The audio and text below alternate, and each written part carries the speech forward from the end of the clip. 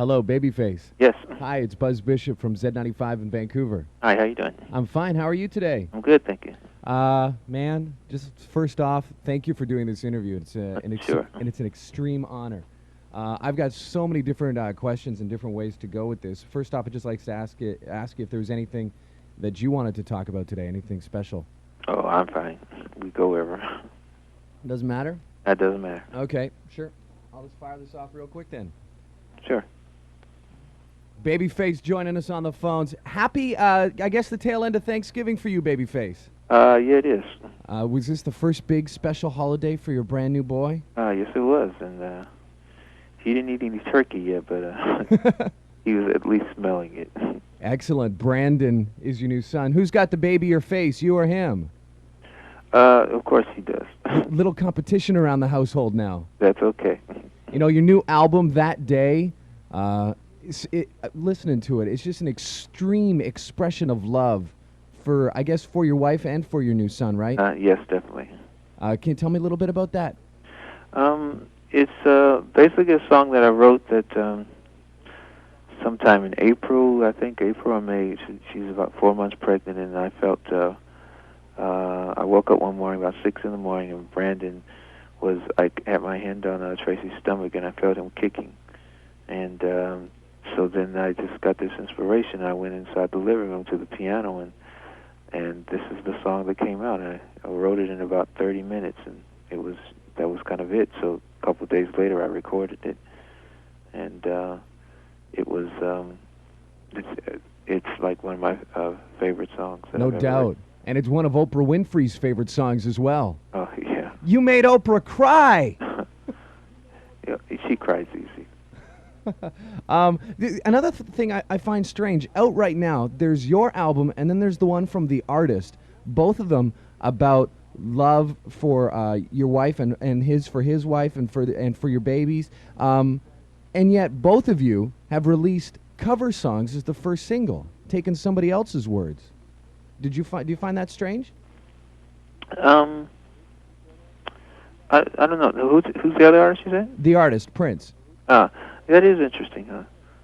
You know, I didn't think about that. Well, you know, I think the thing is, you know, for me, I mean, the title is The Day because it just makes all the sense in the world because that's kind of the space that I'm coming from. But The Day wasn't so much written as a commercial thing, and to be a commercial hit or anything. And I think to put it out as a first single or anything like that, when you put out the first single, that's usually a commercial move. You know, it's like you got to go with the most commercial record that you think is just going to, like, you know, pull people in to listen to the record, and so I think it's not when it's a personal record, it's not the kind of thing that you go pushing on people. It's the kind of thing that you want people to find, opposed to you know, pushing out with the video and everything and going after it commercially. Right. Well, Mariah Carey, Boyz II Men, Stevie Wonder, Kenny G, and of course, This Is for the Lover and You featuring Jody Watley, LL Cool J, and then the rest of the gang from Shalimar. We'll talk about the people you've worked with in a second. First, I'm going to play that song off the album. Okay. Babyface on Z95.3 FM. Okay. Back with Babyface. This is Z95.3 FM. I'm Buzz Bishop. This Is for the Lover and You with Jody Watley, LL Cool J, and some of the boys from Shalimar. You have worked with an extremely long list of people, Mr. Babyface. Mm-hmm. And do you shake your head at all when you look at the list and go, wow? Only when I look at the list. Because, you know, you've worked with everybody except maybe Aerosmith. Have you worked with Aerosmith? I haven't worked with Eric. Well, there you go. I mean, it's official. You've worked with absolutely everybody. Can I just list off some names and you do a quick word association? Tell me what it was like or what you remember about working with them? I'll try. Sure. Okay, first off, Eric Clapton. Great guy and a very, very talented musician. TLC. Crazy, sexy, cool.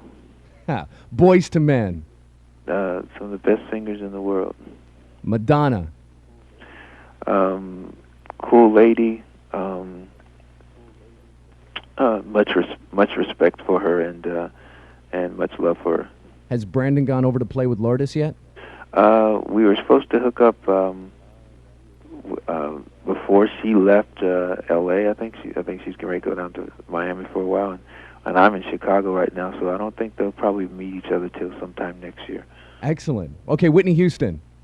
Whitney Houston's like almost a best friend. We're really good friends, and we love working with each other and just love talking to each other. Janet. Janet. Haven't worked with Janet. You haven't worked with Janet? No. I thought for sure you'd worked with Janet. No, I would like to one day. Okay, well then Michael. Michael's he's a cool guy. He's also a very silly person too. And what kind of silly things has Michael done?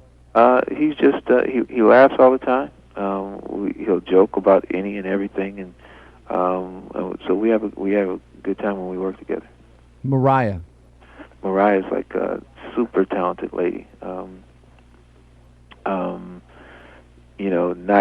I still say not giving enough credit for what she really does, because she is a true producer and a true writer, and I still don't know that everybody really knows that what she really can do, and so I think she's still a little bit underrated in terms of her talent. Well, I got to give it up to Mariah Carey, because that's the most amazing thing, is that she writes her own songs and she does it all herself. Yeah. Celine Dion. Another amazing singer, and somebody that I hope to work with more in the future. The Power of the Dream, that song you wrote for her for the Olympics. Amazing. Well, she sang it like crazy. Okay, and I'll wrap it up with Aretha Franklin's Cooking. It's about as soulful as you can get. Is there anybody on that list? I mean, we mentioned Janet Jackson, but is there anybody on that list or not on that list that you would like to add to that list? Well, I can't think at the moment, but I never, I don't sit around and think about it all the time. So how does the whole process happen? When does a management guy come to you? Because, I mean, you've been responsible for the careers of Brandy, Color Me Bad, Whitney Houston, Toni Braxton, Bobby Brown, Boyz II Men, TLC, SWV. You were the man with these people right near the beginnings of all their careers, right? Does a manager come to you and say, I've got this fresh new voice, can you give me a song? And you go in the back room and you look through a catalog and you hand a piece of paper to them and they go off and they sing it? Or do you go and you meet somebody and then decide to work with them? It depends. A lot of times, depending on who the artist is, like Madonna, I went and met Madonna first, and obviously I met Whitney first. And certain artists, you do have to meet first, because it's not as you don't always have to. For example, if it's a new artist, you don't always have to meet them. If you've heard some of their material, you can kind of get a vibe on who they are and where they should go. If it's an artist that's had a long career, then you kind of have to meet with them first and kind of get a vibe on where they are at this point in their life, because it'll help you in trying to come up with the record. And I always try to write something new for whoever I'm working with. So it's not like you go back and pull something out of a catalog.